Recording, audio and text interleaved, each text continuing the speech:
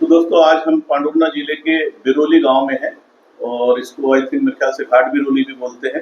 नहीं, बनगाँव बिरोली बोलते अच्छा, इसको बनगांव बिरोली बोलते हैं। हैं। बनगाँव बिरोली। ओह आने जोवाई वहीनो घाट बिरोली वो डर रही। जी जी जी जी जी। और आज हम लोग बैठे हैं दीक्षा बोबड़े के घर में। उनके पापा जो है हीरालाल बोबड़े जी मेरे साथ हैं। दीक्षा बोबड़े जो है अभी 26 जनवरी की गणतंत्र दिवस की परेड में कर्तव्य पथ पर उन्होंने जो है बैतूल जिले का रिप्रेजेंटेशन किया था और लगभग पूरे भारत से 145 बच्चे सेलेक्ट हुए थे, उसमें एक दीक्षा बोबड़े भी थी। और बहुत कठिनाइयों से 7-8 कैंप करने के बाद जो है उसका सिलेक्शन, लेकिन उसकी लगन के साथ उसने इस चीज़ को किया और अंततः वो सिलेक्ट हुई जो है। तो आज उनके पापा के साथ हम यहाँ पर बैठे हुए हैं उनके घर पे बिरोली गांव में। तो हम उनसे बात करेंगे कि उनकी बेटी जो है छोटे से गांव से निकलकर जो है देश की राजधानी तक पहुंची, तो वो कैसा महसूस करते हैं। तो बोबड़े जी, जैसे कि आपसे मैंने पहले ही आपका नाम पूछ लिया था जो है, आप बताइए कि आपकी बेटी ने जो है छोटे से गांव से निकल के जो है अभी दिल्ली तक जो है का सफर जो है उसका कैसा रहा। उसके बारे में तो वो दीक्षा ही बता पाएगी, लेकिन आप क्या महसूस करते हैं यहाँ होते हुए एक पेरेंट्स के नाते, पिताजी होने के नाते, वो थोड़ा सा बताइए। कुछ नहीं, सबसे पहले तो सर जी आपको धन्यवाद देता हूँ जो आप हमारे घर पधारे। तो बच्चों को एक सीख दी सर कि कभी अगर कोई भी काम करना हो, बस्ती में हो चाहे शहर में हो, स्कूल में हो या कोई तुम्हारे दोस्त हो, तो जो सबसे टॉपर है या जो सबसे आगे जाता हो, एक तो उनसे दोस्ती करो या तो उनकी बराबरी करो। बस यही शिक्षण दिया सर। और अपने जो खेती बाड़ी में फिर स्कूल से आने के बाद हमें भी साथ दिया करती थी काम धंधे में हाथ बटाने का। और मेन चीज, हम उतने लिखे पढ़े तो नहीं है सर, 8वीं पास है और जैसे तैसे हमारी वर्किंग, थोड़ा बहुत धंधा कर लेते हैं मूंगफली का, कुछ संतरे के पेड़ है, कुछ आमद उससे हो जाती है। बस यही एक उद्देश्य था कि बच्चों को पढ़ाया जाए और उनको एक दोस्त जैसा बिहेव करके, उनको मतलब अपने जैसा बना के, अपने कदम पे कदम मिल के अपन अपने साथ एक दोस्तों के जैसे आगे बढ़ाया सर।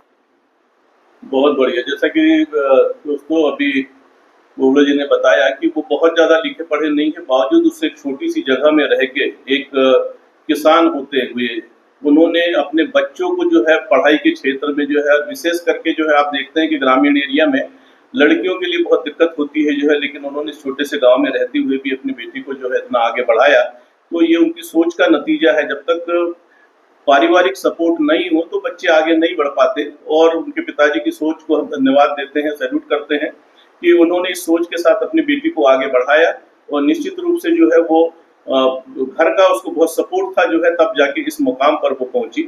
तो अभी जैसा कि दीक्षा ने जो है ये एक मुकाम को हासिल किया, इसके बाद आपने, जैसे ही आपको पहली बार पता लगा कि वो दिल्ली के लिए सिलेक्ट हो गई है, आपने क्या महसूस किया? सर खुशी तो बहुत हुई। और क्या बोलते उसमें, जैसे दोस्त भाइयों ने इतनी बधाई दी सर, पांडुर्ना के अपने जो ग्रामीण अंचल के थे, और अपन भी थोड़े से व्यवसाय कर लेते, तो दोस्त भाई लोग अच्छा वर्ग पहचान लेता है पांडुर्ना जिले का। अच्छे बड़े लोगों के साथ बैठना उठना भी है सर। तो इस वजह से अच्छे अच्छे लोगों ने इतनी सारी ढेर सारी बधाई दी, क्या वर्णन नहीं कर सकता। छाती गर्व से फूल गई कि अपनी बच्ची, बोले तो सोच भी नहीं सकते थे हम कि अपनी बच्ची कुछ ऐसा करेंगी जो बस्ती का नाम हो, हमारे जिले का नाम हो, वो स्कूल का नाम हो। और ज्ञान ज्योति पांडुर्ना की भी स्कूल में पढ़ी सर वो, वहाँ भी मैडम वो भी आके मार्गदर्शन अच्छी करती थी। उसके बाद में बधाई देने हमारे घर तक पहुंची थी सर, ज्ञान ज्योति पांडुर्ना स्कूल की मैडम जो है प्रिंसिपल है सर। निश्चित रूप से जो मुकाम उन्होंने हासिल किया तो उनको जानने वाले जो है बधाई जरूर देंगे। और जैसा कि मैं समझ पा रहा हूँ कि आपको सबसे पहले कब पता लगा कि वो सिलेक्ट हो गई है, किसके माध्यम से पता लगा? सर बैतूल में भास्कर न्यूज है कि दैनिक भास्कर है, ऐसे न्यूज पेपर, उस न्यूज पेपर में पता हुआ तो वहां से किसी ने व्हाट्सएप किया। हमारा उतना बच्ची से संपर्क नहीं सर, हम खेती बाड़ी वाले, उतना हमको तो समय नहीं मिल पाता, बड़े मुश्किल से गुजारा होता। तो वो हिसाब से न्यूज पेपर के वो व्हाट्सएप स्टेटस आए, जब हमने मोबाइल पे देखे सर, फिर उसके बाद बहुत अच्छा लगा, बहुत खुशी महसूस हुई। क्या चाहते हैं अभी आप जो है, जैसे बच्ची इस मुकाम पे है, अभी पढ़ भी रही है वो, तो आप उसके भविष्य में क्या देखते हैं? सर वो तो भविष्य बच्ची उसी का, जो उसको जिस चीज में उनकी जो चॉइस है वही करे, लेकिन बच्ची का कहना है कि पापा और 2-4 साल और कुछ हटके और जो कुछ भी होता है इसके बाद में कुछ देश सेवा के हित में कार्य करूंगी। बहुत बढ़िया। ये आपका पेरेंट्स का जो संस्कार होते हैं उसका ही नतीजा है कि बच्चों में ऐसे संस्कार या ऐसी सोच आती है, और यदि बच्ची जो है अभी से सोच रही है कि मैं देश के कुछ काम आऊं जो है, तो ये एक बहुत बड़ी बात होती है। ये आप लोगों की परवरिश का नतीजा है। तो अभी जैसा छोटे गांव में और एक सोच होती है पेरेंट्स की जो है कि बच्चे हाँ जैसे थोड़े बड़े हो जाते हैं उनके शादी ब्याह की सोचने लग जाते हैं, हाँ।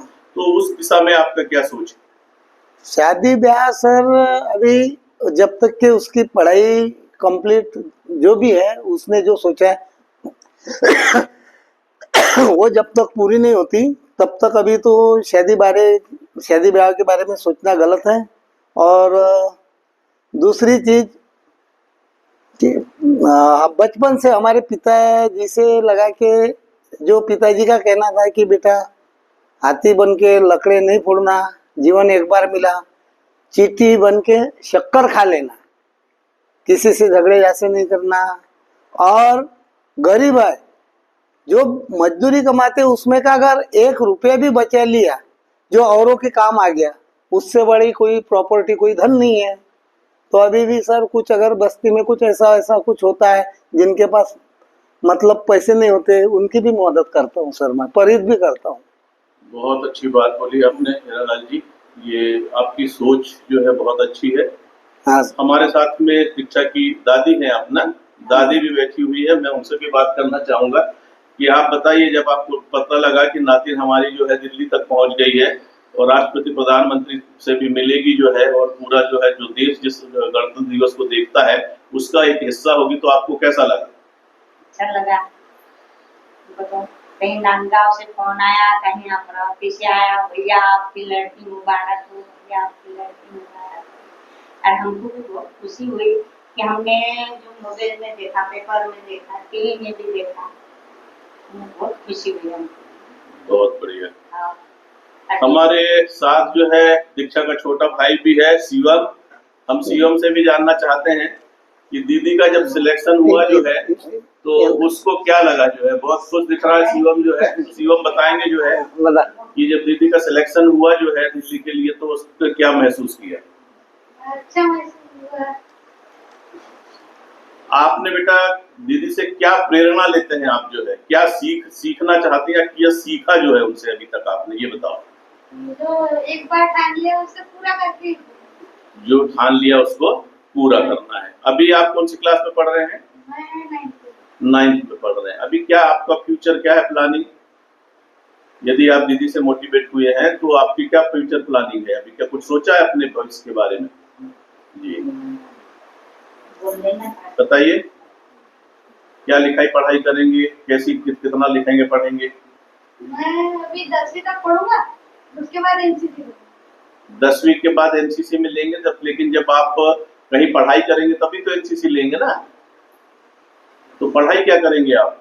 ग्रेजुएशन करेंगे, डॉक्टरी पढ़ाई करेंगे, वकीली पढ़ाई करेंगे, क्या करना चाहते हैं आगे?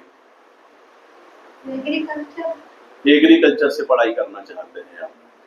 तो एग्रीकल्चर में भी बहुत ज़्यादा चांसेस है आपको आगे बढ़ने के, उसमें साइंटिस्ट वैज्ञानिक भी आप बन सकते हैं, लेकिन आपको अभी बेटा 10वीं 11वीं से ही आपको सोच बनानी पड़ेगी जो है ना, जैसा अभी आपने कहा, आपके शब्द थे कि जो ठान लिया उसको करना है, तो अभी भी जो भी आपके मन में है उसको ठान लो और उस दिशा में कार्य करना चालू करो। तो दोस्तों, हम लोग जो है आज दीक्षा के परिवार से, पापा से, दादी से, भाई से हमने बात की जो है। मम्मी उनकी अभी है नहीं है, अपने खेत में है, तो वो होती तो हम उनसे भी बात करते। तो हम चाहते हैं कि ये परिवार इसी तरीके से बच्चों के बारे में भी सोचे और अपने बच्चे को निरंतर प्रगति के पथ पर बढ़ाता रहे जो है। हम उनके भविष्य के लिए बहुत बहुत शुभकामनाएं देते हैं, साधुवाद करते हैं। ऐसे ही स्वस्थ रहे और लगातार तरक्की करते रहे। धन्यवाद। धन्यवाद सर।